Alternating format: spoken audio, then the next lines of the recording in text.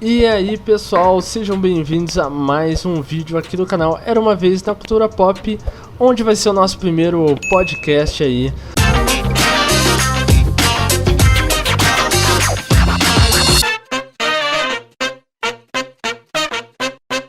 Aí, meu nome é Felipe. E o meu é o William. E o tema de hoje é um dos temas aí que a gente queria comentar faz bastante tempo aí. Que seria o Loki, né? Que foi um estouro aí a série dele na Disney Plus, né? Agora já lançou até o What If, né? Que é a série do multiverso.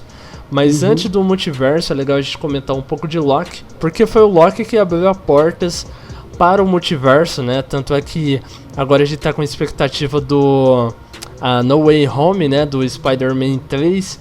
E toda essa loucura, essa expectativa aí do terceiro filme do Homem-Aranha, que tem aí a possibilidade de trazer o Tobey Maguire e o Andrew Garfield como Homem-Aranha, é muito da fonte aí do Loki, né? Que vem aí do multiverso. Então a gente quer comentar toda essa atmosfera aí da série. Inclusive teve alguns flertes com essa ideia também na série da Feiticeira, né? Total.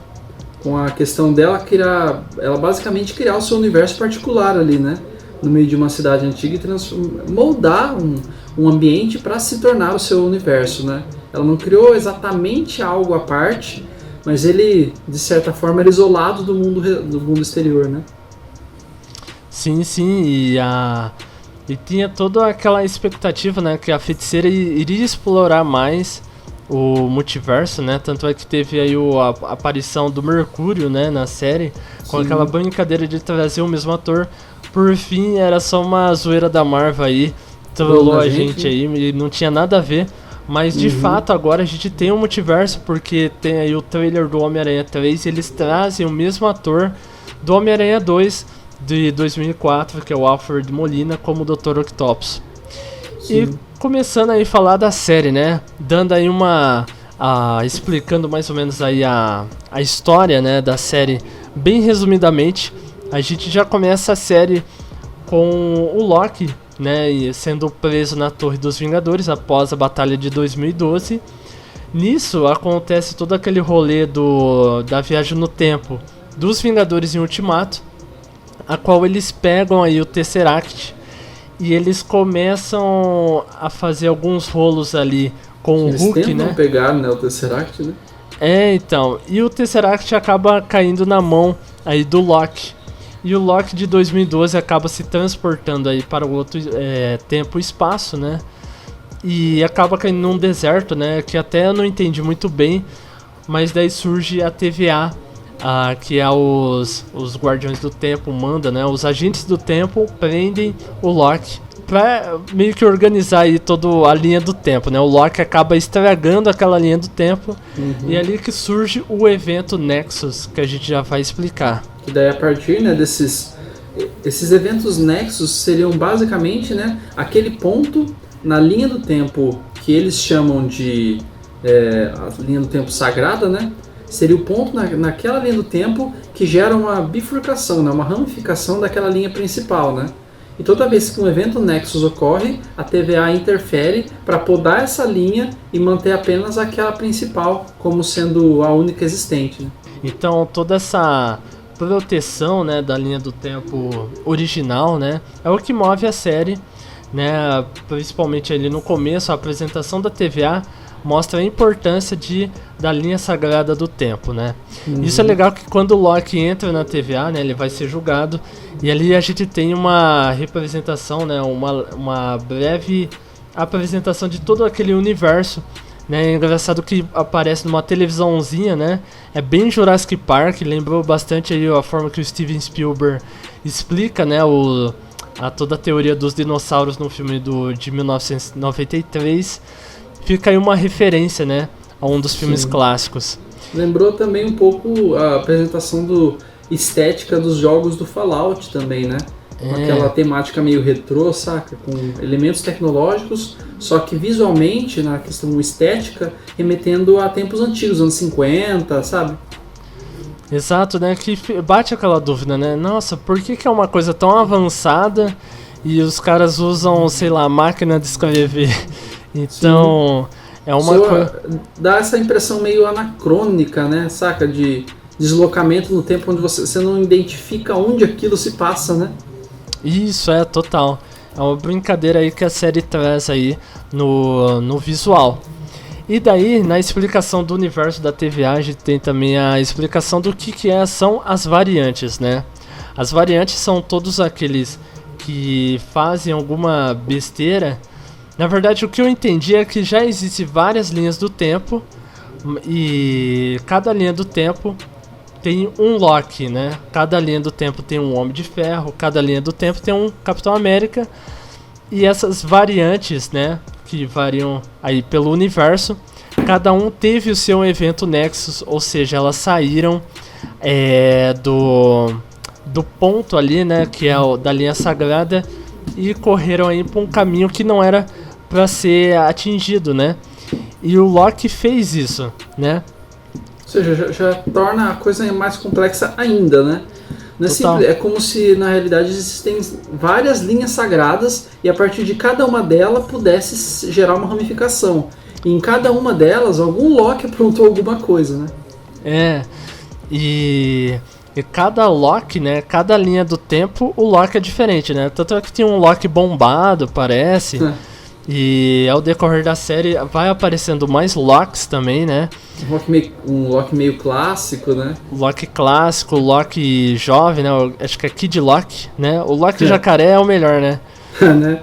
E daí nisso a gente é apresentado ao Morbius, que ele é um personagem do Owen Wilson, né? O cara do nariz esquisito.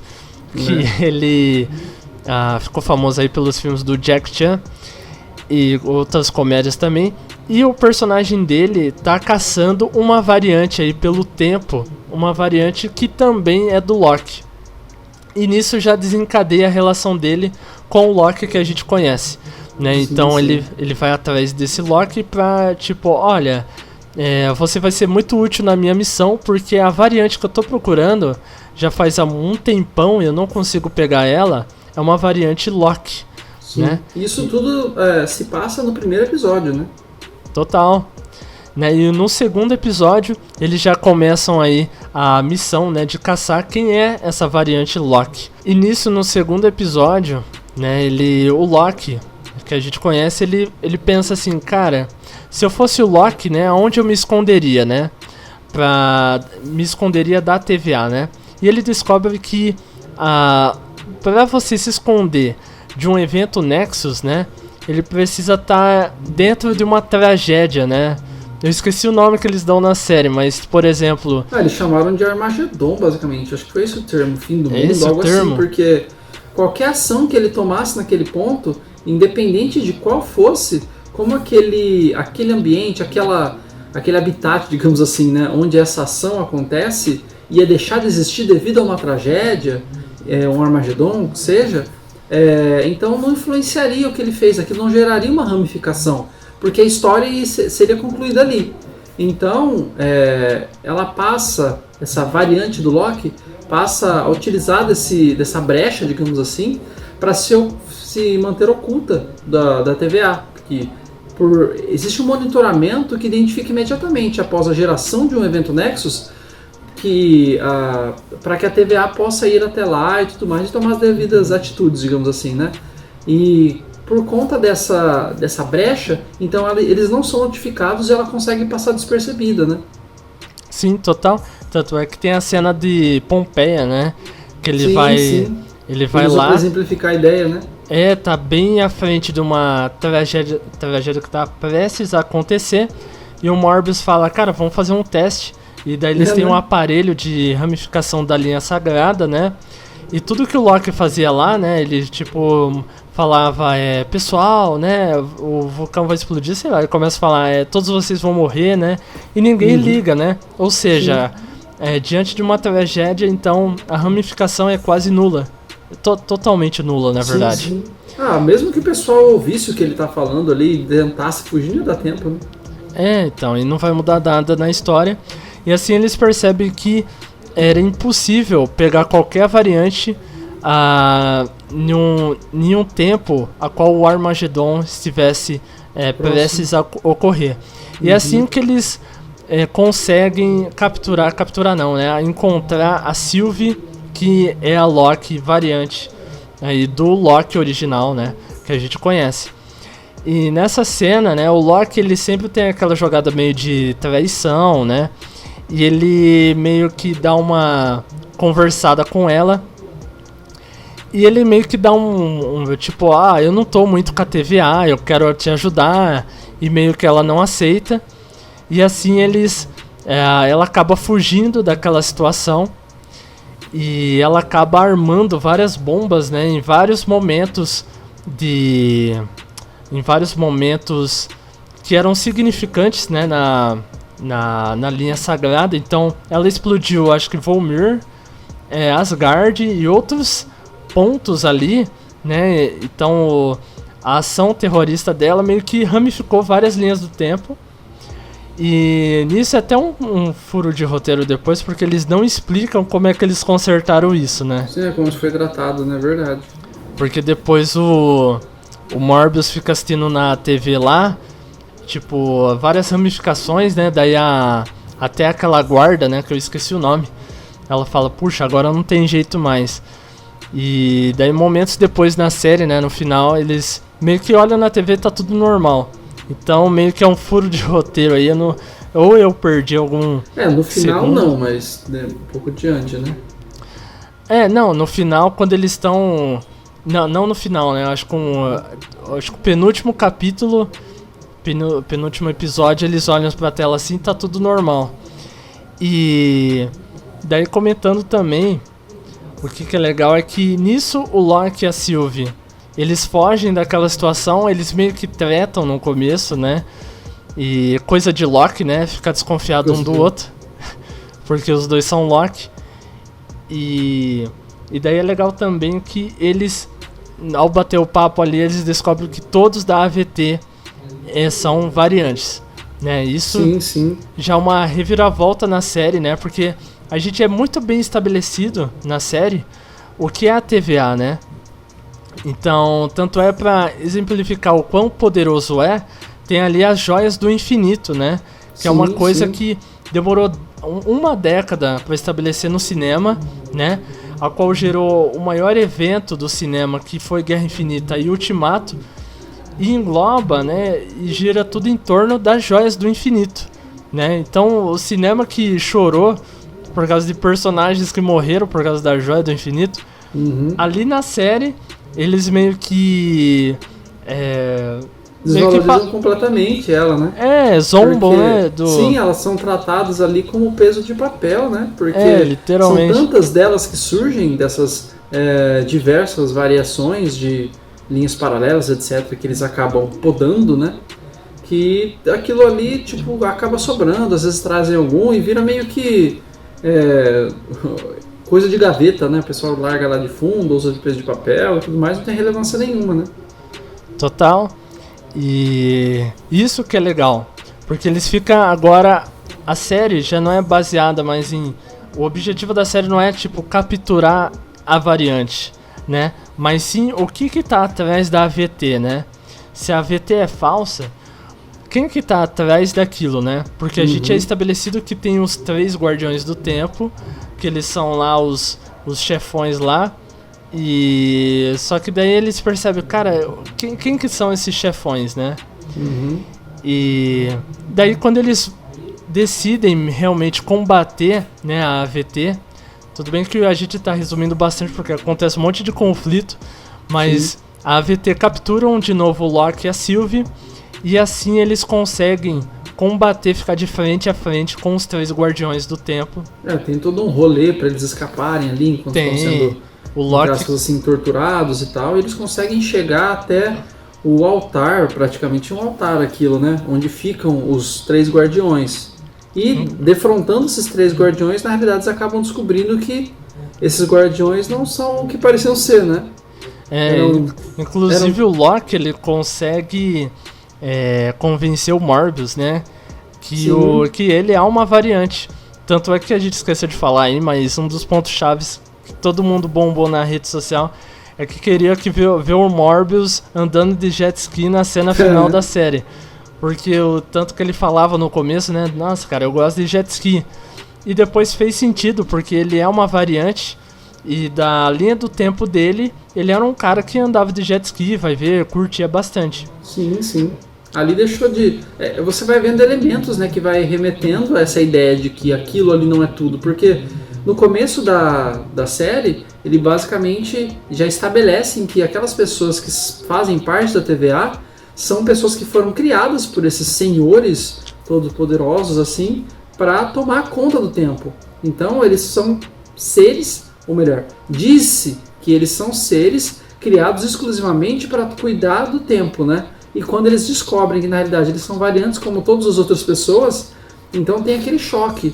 E tipo, o próprio Mobius já começa a questionar a própria realidade, o porquê da própria existência, né? Sim, total.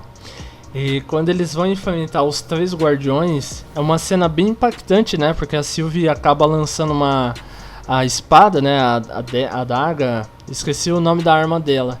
Mas e acaba cortando a cabeça um dos 3 guardiões, e você vê ali que é tudo robô. Então é uma coisa meio impactante que você fica tipo, cara, quem que tá por trás, né? E havia muitas teorias de que seria o Kang, né? Nas redes sociais.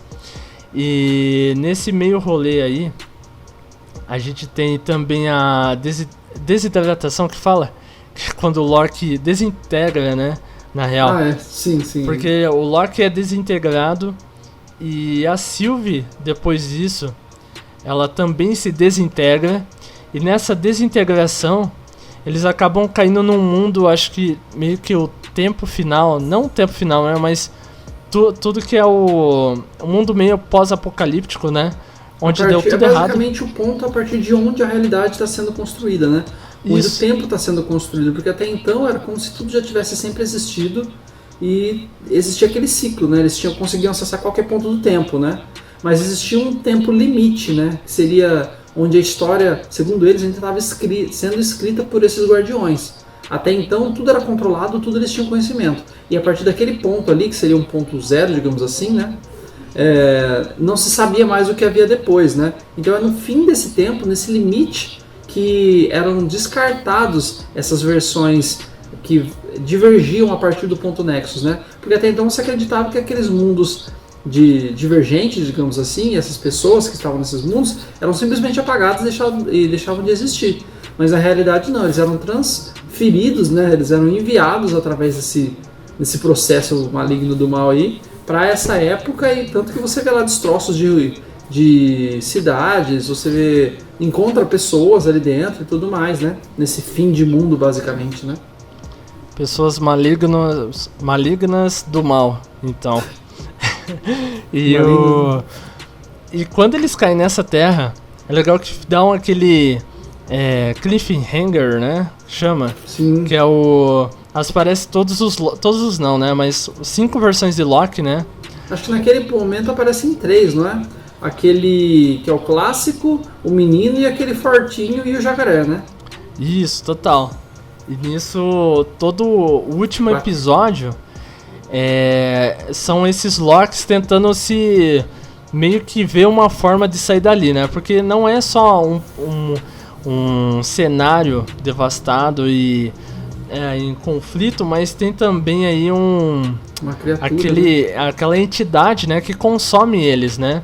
E é perigoso eles morrerem. Na realidade, eles não estão nem pensando em sair dali, eles já se conformaram, né? Eles pensam em sobreviver ali, né? Quem está querendo fugir daquele lugar e sair daquilo tudo é o próprio Loki, que a gente acompanhou até então, né? A variante que a gente vem acompanhando. Vou até ver o nome, que eu esqueci o nome da criatura. E é legal que nisso aparece o Morbius com um carrinho, né, para salvar a Sylvie. E daí sim a gente tem um confronto aí. Acho que foi o maior confronto da série, né? Porque aquela entidade é mega poderosa e era importante eles confrontarem ela, porque ela seria meio que o caminho, né? A porta de entrada pro castelo, né? Pro cenário onde levaria aí o Kang Conquistador, que era o verdadeiro inimigo aí que estava por trás da AVT. Era Aloy o nome daquela criatura, agora eu não lembro. Aliot. Não lembro como se pronuncia. Quem que você fala, Aquele lobo de... Aquele monstro devorador de realidades e dos seres ali, né? No fim do mundo, sabe? Nossa, só lembro do Loki, do Morbius e da Sylvie só. Não era Aloy? Agora eu não lembro. Alguma coisa assim.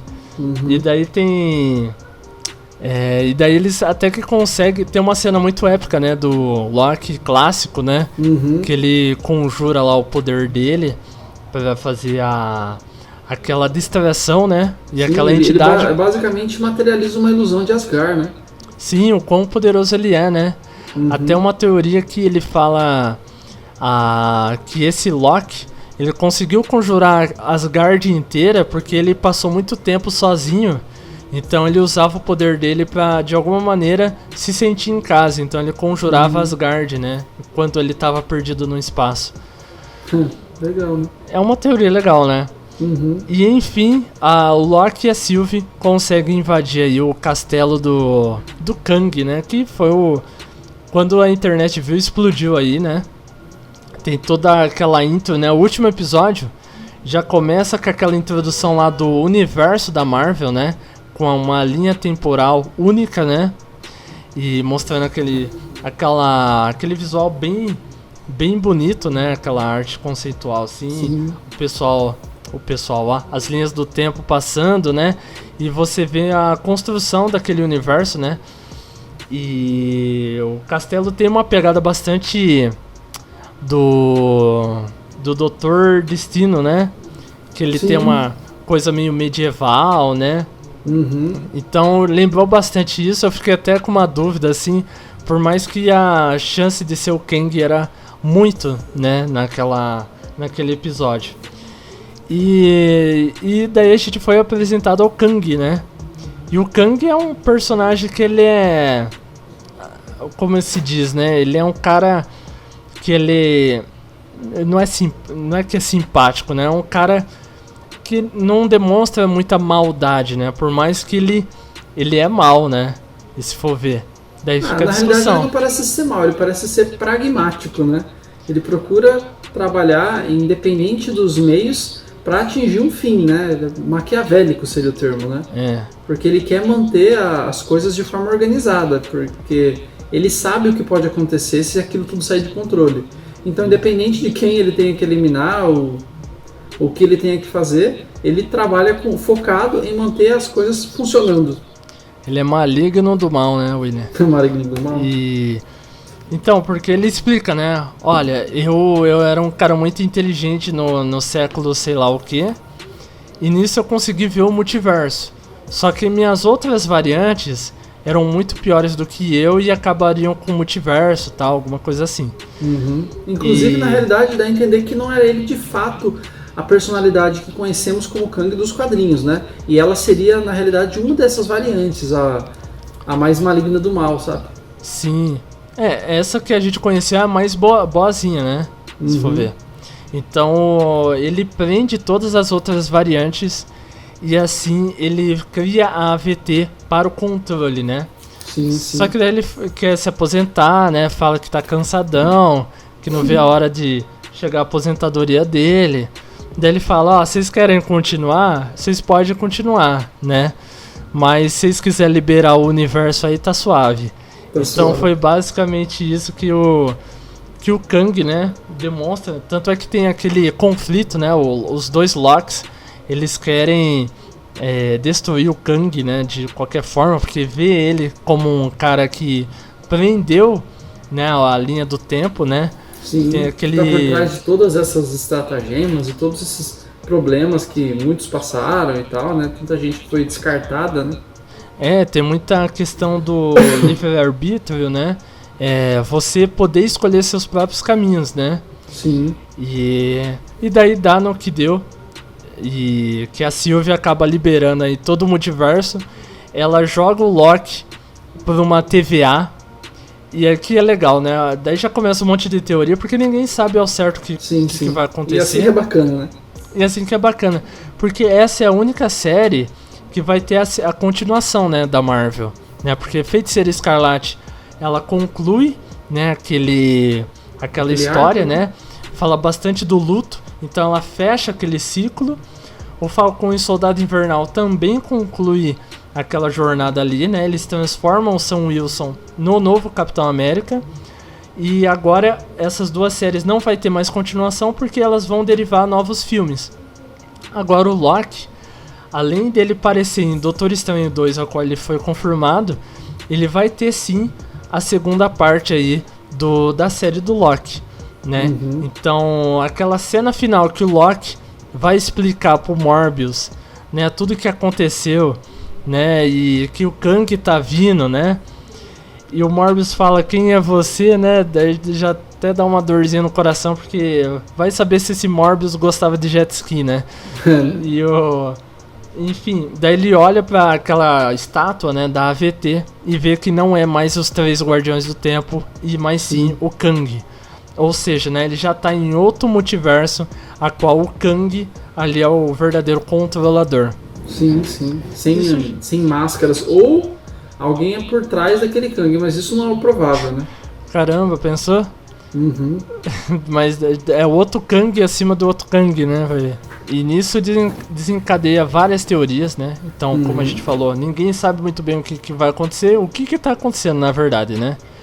Só que a gente sabe que o multiverso foi desbloqueado. Isso explica um pouco, né? Porque o Doutor Estranho, quando ele vai fazer aquela magia lá, aquele Paranauê lá no Homem-Aranha Verso, no trailer, né? Ele tá muito autoconfiante, né, de que não vai abrir portas para um multiverso, alguma coisa assim. Só que acaba abrindo portas, né, acaba... alguma coisa já tá zoada, né? Alguma coisa estava zoada. Digamos que o véu da realidade já foi fragilizado, né? Nossa, bonito, hein, William? Tatua isso. Tatua isso. E porque... Exatamente. Então isso... Não só isso, né? Mas também tem o esquema da Feiticeira Escarlate, né? Que ela começa a estudar ali sobre os poderes dela. E no finalzinho da série ela consegue ouvir a voz dos filhos dela. Como se os filhos dela tivessem outra realidade, né? Em outro multiverso. É verdade, né? Tem essa... Pode existir uma realidade onde os filhos dela não deixaram de existir. Ou ela manteve um círculo... digamos que um microverso ao redor dela, no qual os filhos delas estão inseridos e acompanham ela sempre, sabe? Como se tivesse uma aura, uma área que, pelo poder dela, pode não ser tão pequena, né? Que ela sustenta para que os filhos dela possam existir, né? Total. E isso explica também o What If, né? O de tantas realidades. O What If explora todos os tipos de multiverso, né? Então já teve Capitão Marvel. Sim. Capitão Marvel não, Capitã Carter. Capitão Carter, né? Como se fosse outra realidade a qual o Capitão América não tomaria o soro. Teve também do Pantera Negra, né? Que é um episódio bem emocionante, o qual ele se torna rei de... Se torna rei não, né? Mas ele se torna o Senhor das Estrelas. E como ele tem um mindset meio de rei, ele consegue meio que conversar com outras entidades do espaço. E isso acaba agregando muito pra galáxia, porque ele acaba trazendo paz, né, em acordos. Então muito do que aconteceu na galáxia ao qual o Peter Quill ele foi Senhor das Estrelas, né? O do Pantera acaba não acontecendo por ele saber lidar aí com situações de modo diferente. Sim. Tanto é que uma brincadeira que eles fazem, né, é que a família do Drax não foi morta naquela destruição do planeta deles, né, porque o Pantera Negra, o T'Challa, conseguiu desfazer aquela guerra, né, evitar, e conseguiu até converter o Thanos, né. O Thanos não é mais aquele vilão maligno, mas ele é um barman de tipo um barzinho lá do espaço. Então toda essa reviravolta é uma maneira de brincar com tudo que foi construído até hoje no universo da Marvel, né? Sim. E justamente pela questão do conceito do multiverso, eles podem brincar com o que for e isso não está destruindo nada do cânone, né? Exato, e faz muito sentido porque a gente teve 10 anos aí de conhecimento da Marvel, né? Diferente da DC, que eles já tentaram se arriscar e, tipo, fazendo um Batman, por exemplo, o Snyder Cut, por mais que eu gosto, ele já pega um Superman mais nervosão, mais boladão, um Batman mais velho e uma Mulher Maravilha mais sombria. Seria legal isso no multiverso, mas eles teriam que estabelecer, né, aqueles heróis clássicos que a gente cresceu lendo, né, e assistindo, que é um Superman mais esperançoso, né, um Batman que não mata, né, e uma Mulher Maravilha mais esperançosa também, né. Então, comparando aí, né, a trajetória da Marvel, a gente não vai entrar em detalhes, né, mas é até legal a gente comentar mais pra frente da DC, mas toda essa brincadeira, essa construção do multiverso é muito bem feita por causa da série do Loki. Sim, né? sim. Esse gatilho inicial ali que, a partir dele, dá a entender que vai desencadear uma série de coisas bacanas, assim, nessa próxima fase, né, da Marvel, né? Nos cinemas, é claro. Total, né? O que a gente espera é um Spider-Verse aí, no nível da animação, né? Sim, se chegar no nível da animação já tá bom, né? Nossa, sim. Eu até me preocupo mais com a direção, né? Que é o John Watts, que faz ele fez os 2 últimos filmes do Homem-Aranha, a qual eu não acho tão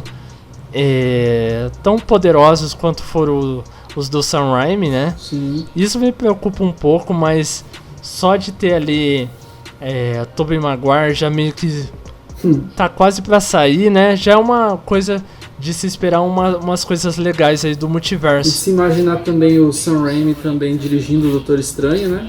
No multiverso da loucura, né? Sim, ali onde ele tá em casa, né? Ele trabalhando tá em com casa. sistemas um pouquinho mais sombrios e tal, né? Claro, ele vai ser um pouquinho podado porque não é essa a proposta da Marvel, né? Mas ela pode soltar um pouquinho mais as rédeas para tentar trazer um pouco de uma pegada um pouco diferente ali dentro, né? Inclusive nossa, não tem relação com a Marvel, né? Eu lembro de ter ouvido falar que estavam pensando em derivar um filme de terror a partir do universo do Aquaman, com aqueles monstros do poço, saca? Vixe, Aquaman, deixa isso pra lá, vai. Deixa o Aquaman, deixa descer de lado aí. É que você falou do Drax e tudo mais, eu até lembrei, tem uma série que chama Si, que eu vi, tipo, bati o olho, nossa, é o Drax contra o Aquaman, né, mas né, eu não vi direito, ali parecia os 2 atores ali, né. Eita. Mas é legal, o que você falou aí do Sam Raimi, dele tá em casa, isso é total verdade, porque é as 3 coisas que ele mais gosta, né, de fazer filme de terror, dele gostar de fazer filmes de super-herói, a qual ele fez um dos filmes mais importantes aí do gênero, né? Tanto é que hoje não pode ser grande coisa, né? O Homem-Aranha 2 ou 1, né? Não, pior que na realidade, acho que ainda hoje o peso do Homem-Aranha 1 e o 2 eu ainda considero maior do que desses últimos recentes, saca? O de Volta Pra Casa é bacana, é um filme legal, assim. Nossa, De Volta Pra Casa é uma coisa tão... Não, De Volta Pra Casa não, Longe de Casa é bem pior, na minha humilde opinião. O De Volta Pra Casa até que é um filme eficiente, eu diria, né? O Longe de Casa é um filme ok, um pouco, tipo, não... Mas é muito fraco, né? Oi? É muito fraco, né? Sim. E comparando, por exemplo, com a trilogia inicial, o primeiro filme foi muito bacana, né? Tipo, foi super bem recebido. E o segundo foi incrível, né? Acho que até hoje, na minha opinião, é o melhor filme do Homem-Aranha. Foi o segundo, fora as animações. Também, total. Porque o Aranha Verso é foda pra caramba, né? Mas o 2 eu acho o melhor. E o terceiro, pra mim, acho que tá pior do que esse Longe de Casa. Nossa, eu gosto tanto da trilogia original. Concordo contigo que o segundo, ele é o melhor. E tanto é que eu reassisti a semana passada, esse daí. Eu acho que ele tá no meu top 3 de filmes de super-heróis. Porque ele, o Batman, Cavaleiro das Trevas e os Vingadores, né? Eu só não sei qual Vingadores ainda, porque cada um tem aí seus momentos. Sim. Mas o Homem-Aranha 2, ele é muito forte. E o Homem-Aranha 3, eu gosto dele até hoje, tanto é que eu acho ele melhor que os outros 4 Homens-Aranhas que foram lançados posteriormente juntos. Porque eu não curto... Não é que eu não curto, tem bons momentos ali, mas... se assistindo cada filme, né, do Andrew Garfield, É uma pena, né? Porque ele é muito fã e muito bom ator, Sim. assim como o Tom Holland. Ele como Homem-Aranha funcionou, o problema foi o roteiro, né? O roteiro, são filmes sem propósitos, né? E você percebe que o Homem-Aranha 2, ele é um filme de propósito, né? Então ele tende a mostrar lá o Peter Parker pobre, que ele, por mais dificuldades que ele enfrente, ele tá disposto a pagar e deixar o seu sonho de lado para virar o Homem-Aranha, porque é isso o seu propósito. Sim. Então, pra mim, traz um vilão marcante, porque o Dr. Octopus Total. ali foi, acho que no trilho original, o melhor vilão que foi apresentado. Do Duende Verde também é muito bacana. Mas o Dr. Octopus você se sente mais, você tem mais empatia por ele, né? Você entende ele. E você vê, por exemplo, a construção que foi apresentada no primeiro filme do Homem-Aranha, sempre se sacrificando em prol do bem e tudo mais, sacrificando a própria vida particular e os seus sonhos. E ele dispensando a Mary Jane no fim do filme por medo de que ela pudesse ser prejudicada por conta dele ser Homem-Aranha. E no final do filme, o payoff que vem, né? Após ele vencer o vilão e ainda conseguir ficar com ela e tudo mais, você sai até, tipo, empolgado, saca, da sessão. Quer dizer, na época. Sim. É, que nem você falou, o vilão é muito poderoso. E o Duende Verde, cara, o William Dafoe, ele dá o máximo ali, né? Você vê ali a garra do cara de atuação. Tanto é que tem os dentes do William Dafoe, eles são naturalmente separados. Quando ele gravava como Duende Verde, que ele era meio maluco, ele deixava os dentes dele natural. E quando ele gravava como Norman Osborn, que é um empresário, eles colocavam meio que uma dentadura, os dentes perfeitos, sabe? Então, William Dafoe é o Duende Verde 100%, 100%, né, cara? Ele não precisava nem daquela maquiagem, né? Nem daquela armadura, né? Acho que sem aquela maquiagem, se pintasse a cara dele de verde, já convencia, né? A cara dele é mais assustadora do que aquela máscara. Exato. Não, mas é muito chocante. A gente acabou trazendo aí o Homem-Aranha, né? A gente começou falando de Loki. Né? Porque na real a gente quer ver o Homem-Aranha aí no Spider-Verse, porque mexe com um pouco de nostalgia, mexe aí com os melhores filmes de super-heróis aí já feitos aí no cinema. E é uma coisa aí que a gente tá muito ansioso. Tomara que não estraguem, né, esse filme, porque o hype tá imenso. E o trailer do Homem-Aranha 3 já foi o mais visto até que o Ultimato. Né? Ele atingiu 355 milhões, parece. E os Vingadores Ultimato 205, não sei muito bem, mas na faixa de 200. Então o hype desse filme tá muito alto. Tudo isso por causa do artista que foi o Loki, né? Que ele acabou ferrando aí o multiverso. Graças a ele aí temos esse filmão aí que vai se estrear em dezembro. Bem, é isso. Espero que vocês tenham gostado do conteúdo, né? Se tiver algum comentário, alguma coisa, alguma ideia que a gente perdeu ou falou errado aqui, comenta aí. Falam também de vocês, né? Qual desses filmes do Homem-Aranha que vocês preferem, né?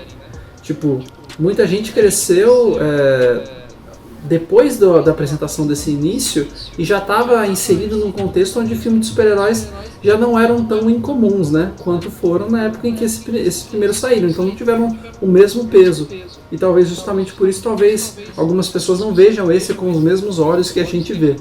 Mas comenta aí, fala aí, quem sabe a gente também não faz um vídeo de top filmes de heróis assim, que seria bem bacana, né? Nossa, então, total. Fica aí né? uma ideia também.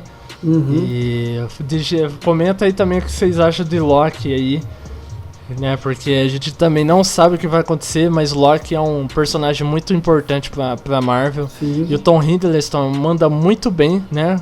Na atuação dele. Tanto é que ele não passou no teste de Thor. Ele era pra ser o Thor, mas ele era tão bom que ele conseguiu entrar como Loki. E estreou aí sua série. Então, beleza. Ficamos até o próximo vídeo, né? E a gente agora já fiquem preparados, porque na quinta-feira da semana que vem, dia 16, a gente vai fazer uma live também. E o tema ainda é surpresa. A gente vai divulgando no meio do caminho. Olha só, o William fazendo mistério. Então é isso aí, pessoal. Espero que vocês tenham curtido. E até já deixa o like, se inscreve no canal, também a gente não pode esquecer, né? Sim. Dá uma moral aqui. Dá um salve também lá na Twitch, porque a gente também tá lá. Então, por hoje é isso, pessoal. E até mais. É, Falou.